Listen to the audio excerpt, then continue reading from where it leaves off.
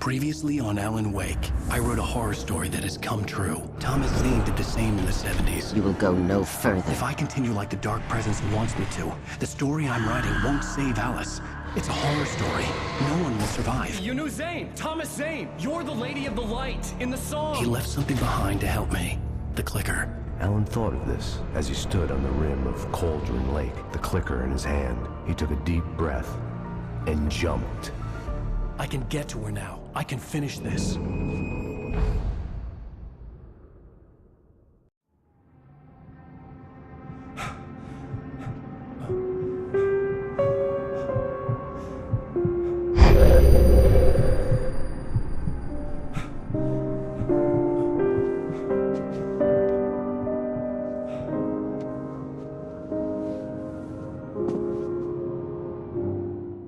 I had a hangover. My head was about to explode and the light hurt my eyes. I needed my sunglasses and painkillers to dull the pain. In one of my finer moments of self-deception, I swore to quit drinking.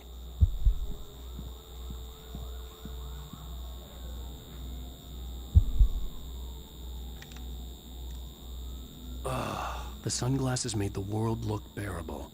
Now I could keep my eyes open without feeling like a vampire in the sun.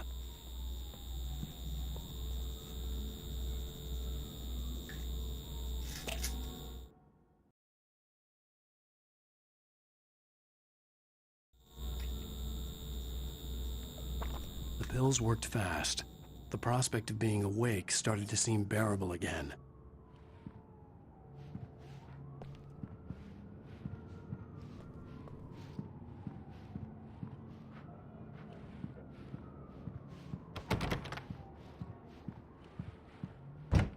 There was a message waiting for me on the machine. You have one new message. Al! Are you still asleep? Wakey, wakey! You should have your show on your TiVo. If Alice wasn't too mad to record it, as she called me earlier and really chewed me out. Yeah, we went a little overboard last night. But parties are a part of this business. Al, look, I'm saying this as your friend. She's not doing your career any favors by trying to run your life like that, okay? I'll talk to you later, Al. Watch the show!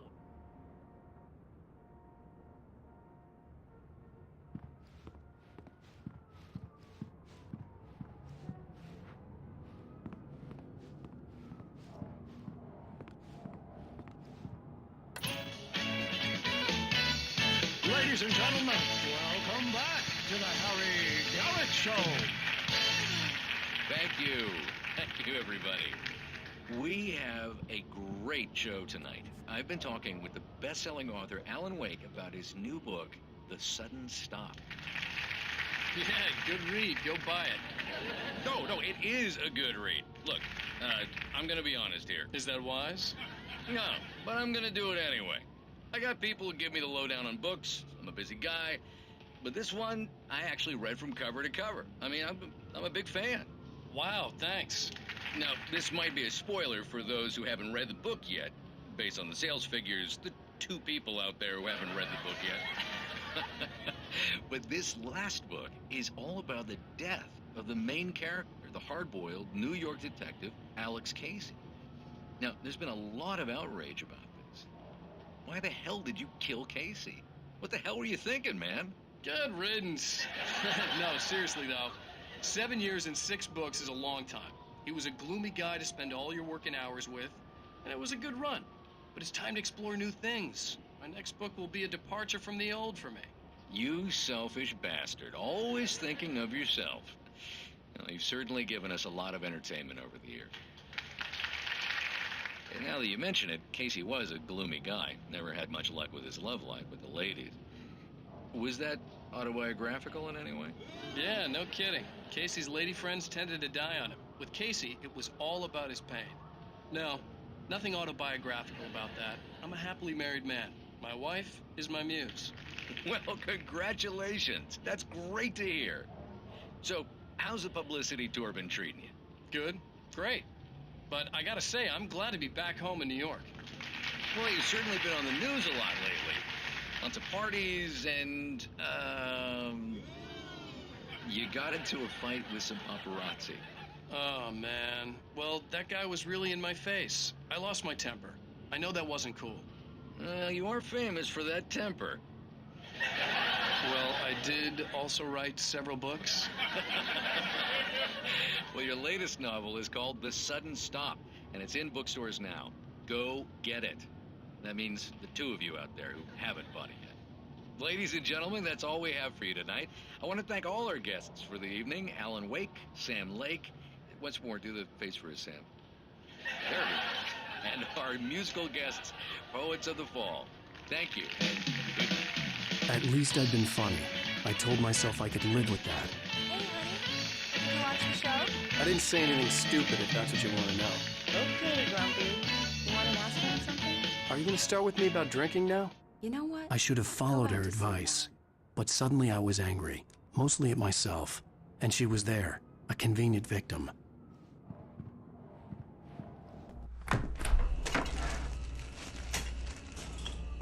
What? Now you can't even talk to me? Well, this morning I was angry because you said you'd be home at midnight and you showed up at 7 a.m. and passed out in mid-sentence. Now I'm over it. Are you angry? This goddamn tour. It's gotten out of hand. Oh, honey. It's almost over, right? We can get back to normal. Then you can start writing again. I'm sorry, honey. Alan, you're not thinking straight. Just take a shower and go back to bed, huh?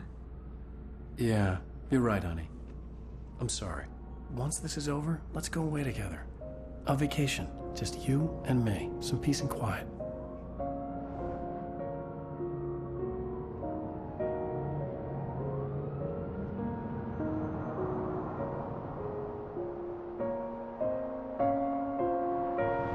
Somehow, the clicker was the key to the cabin. I had to return to Cauldron Lake to save Alice.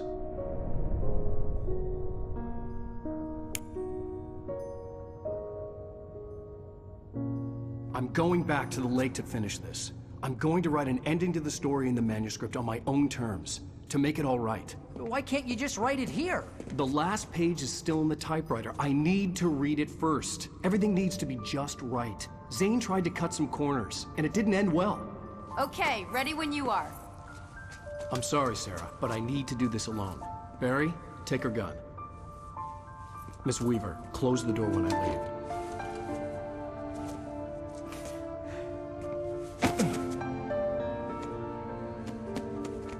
Good luck, Al. See you later.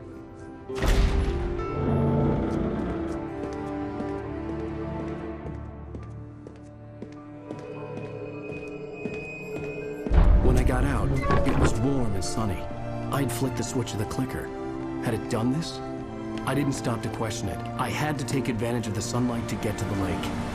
On Zane's page, I'd stood on the rim of Cauldron Lake, about to use the clicker. That's where I was headed.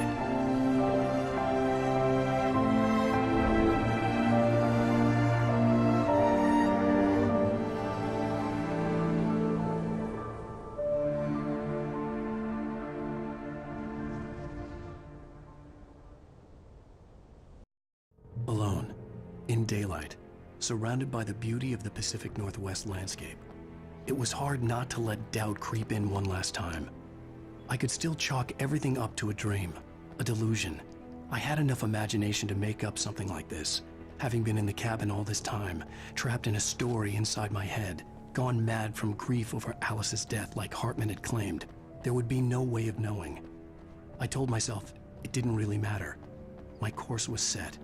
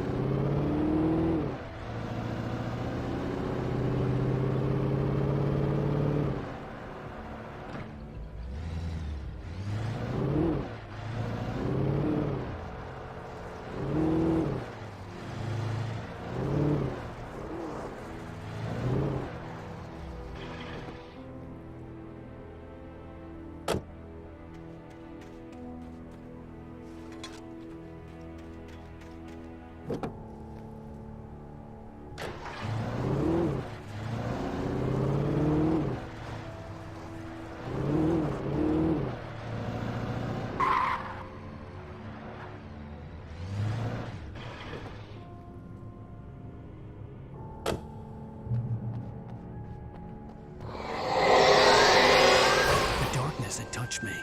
There was a link between us, always would be. I could feel its presence again, getting closer.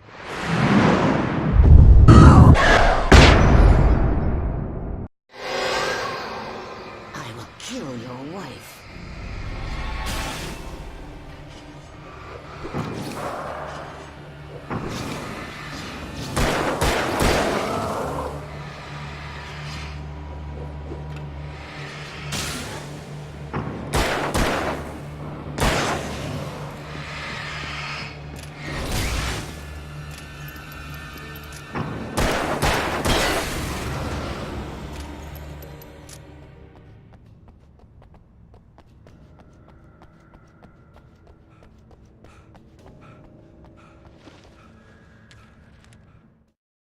The dark presence was no longer trying to capture the writer so he could create the ending it wanted. The writer knew too much. He was too strong.